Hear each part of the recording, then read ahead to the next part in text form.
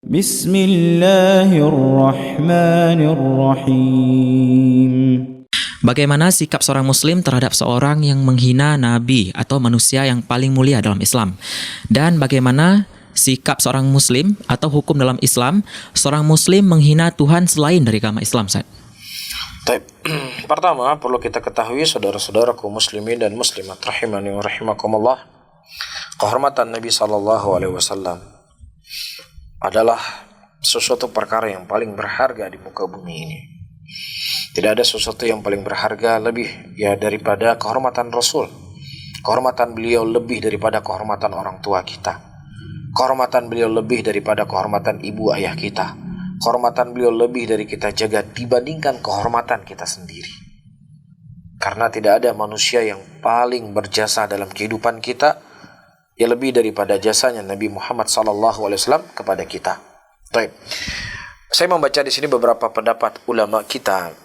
Ya, disebutkan dari Syekhul Islam rahimahullah, man sabban nabiyya sallallahu alaihi wasallam min muslimin aw kafirin fa innahu yajib qatluhu. Barang siapa yang mencela Nabi sallallahu alaihi wasallam, apakah dia seorang kafir ataukah dia dari muslim yang kemudian dia murtad dengan ucapannya, maka dalam hukum Islam dia wajib untuk dibunuh. Ini merupakan madhab seluruh para ulama Islam. Yang disebutkan oleh Ishaq ibn Rahawayh, salah seorang dari imam a'immati ahli sunnati wal jamaah, beliau berkata, ajma'al muslimun ala man sabba Allah aw sabba rasulahu sallallahu alaihi wasallam aw daf'an syai'an mimma anzalallah azza wa jalla aw qatala nabiyyan min anbiya'illahi azza wa jalla anau kafirun bidzalik wa in kana mukiran bi kulli ma anzalallah. Sepakat seluruhnya muslimin, kata beliau, siapa yang mencela Allah dan atau mencela Rasulullah sallallahu alaihi wasallam, atau dia menolak sesuatu apa yang diturunkan oleh Allah Subhanahu wa taala, atau dia membunuh daripada nabi-nabi, maka dia kafir kepada Allah Subhanahu wa taala walaupun dia mengikrarkan perkara-perkara yang lain dari apa yang Allah turunkan dalam agama ini. Salatnya rajin, puasanya rajin, hajinya rajin, semuanya rajin, tetapi dia mencela Rasul sallallahu alaihi wasallam, maka dia kafir dengan kesepakatan seluruh para ulama Islam.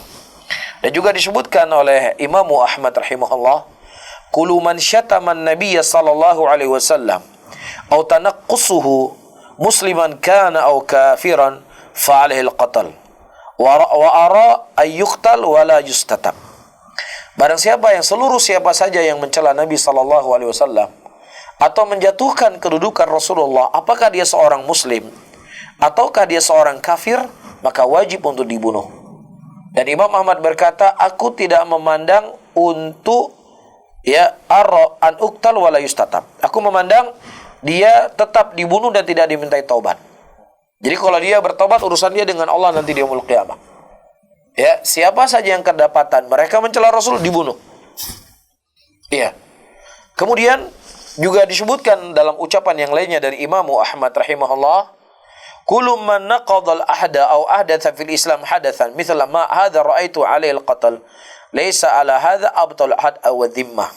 Baik, dan kalimatnya intinya dibunuh orang-orang yang mereka mencela Rasulullah sallallahu alaihi wasallam. Nah, dan juga di sini dinukilkan dari ucapan-ucapan para ulama yang lainnya, dan mungkin saya tidak baca semuanya. Namun para hadirin dan hadirat yang dimuliakan oleh Allah, hukum asalnya itu dikembalikan kepada pemimpin muslimin. Mereka yang akan menegakkan hukum bagi orang yang mereka mencela Rasulullah sallallahu alaihi wasallam. Karena kalau seandainya ini dibuka, maka tentunya akan terjadi kerusakan yang lebih besar. Ya, setiap ada orang mencela Rasul, penggal kepalanya. Setiap ada orang menghina Rasul, penggal kepalanya.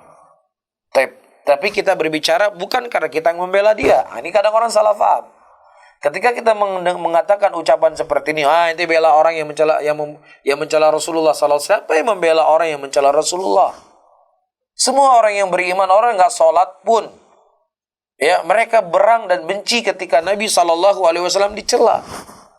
Tetapi kondisinya para hadirin dan hadirat, kita harus memperhatikan ada 6 juta muslimin yang ada di negara Prancis. Ada ribuan masjid di sana. Ada wanita-wanita lemah di sana. Ada anak-anak yang lemah di sana. Ya mereka tidak mampu untuk keluar dari negeri tersebut. Karena mereka jinsia hanya di sana. Perlu ke hal-hal yang rumit untuk mereka keluar dari negeri tersebut. Ya masalah visa di negeri orang lain, masalah pekerjaan, dan lain sebagainya. Oleh karena itu, para hadirin dan hadirat, Syekh Muqbil rahimahullahu ta'ala di dalam fatwa beliau menyebutkan, kalau seandainya memang dia melihat tidak ada mudarat yang lebih besar, ya maka tidak ada masalah ketika tidak ditegakkan hukum baginya. Ketika tidak ditegakkan hukum dan tidak memunculkan mudarat yang lebih besar. Misalnya apa? Dia akhirnya terbunuh juga. Kan seperti itu. Atau akhirnya masjid-masjid ditutup. Atau kemudian mungkin ya wanita-wanita nanti akan diintimidasi, akan diganggu. Atau yang tadinya gambar Rasulullah Sallallahu Alaihi Wasallam itu hanya dipamerkan di rumahnya, di ruang kelas, ya karena kemudian dicegah, dibunuh orang tadi, akhirnya mereka buat baleho di gedung besar. Dan bukan di satu gedung, dengan beberapa gedung yang lainnya.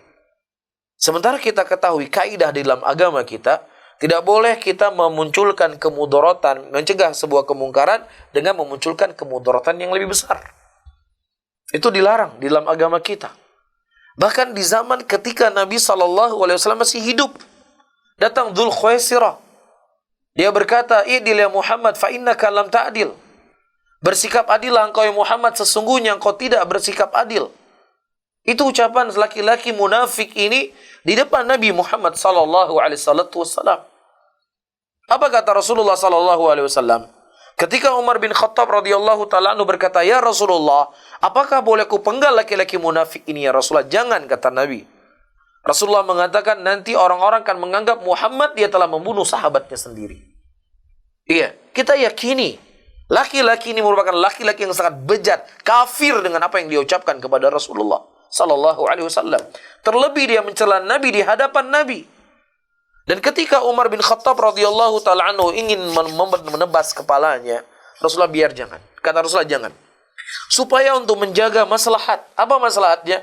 Masalahnya supaya orang-orang tidak menganggap Islam ini adalah agama yang kejam. Muhammad kok bisa membunuh ya umatnya sendiri. Dia kan sholat bersama Muhammad. Dia kan jihad bersama Muhammad. Kok dibunuh? Iya. Ini dijaga oleh Rasulullah. Dan sekarang kemudaratan yang terjadi. Ya, di tengah-tengah muslimin minoritas di negara Prancis tersebut. Dan sudah mulai presiden kafir ini sudah mengumumkan Islamofobia di tengah-tengah kepemerintahannya. Tentunya apa para hadirin? Tentunya kemudaratan yang akan didapatkan oleh muslimin itu semakin lebih besar. Dan terjadi, masjid ditutup. Ya, beliau yang gambar yang tadinya di kelas kemudian berubah di gedung yang besar. Mudarat yang lebih besar yang terjadi. Jelas? Begitu juga ada orang yang menghina Nabi di depan Aisyah radhiyallahu taala anha. "Assam alaik ya Muhammad," celaka bagi engkau ya Muhammad. Celaka bagi engkau ya Muhammad. Kemudian Aisyah membalasnya. Kemudian Rasulullah SAW mengatakan, "Aisyah tidak demikian. Tapi katakanlah wa alaik. Dan juga bagi engkau." Kenapa? Karena waktu itu mungkin muslimin masih lemah. Rasulullah melihat kemudaratan yang besar ketika nanti dia akan dibunuh dan lain sebagainya.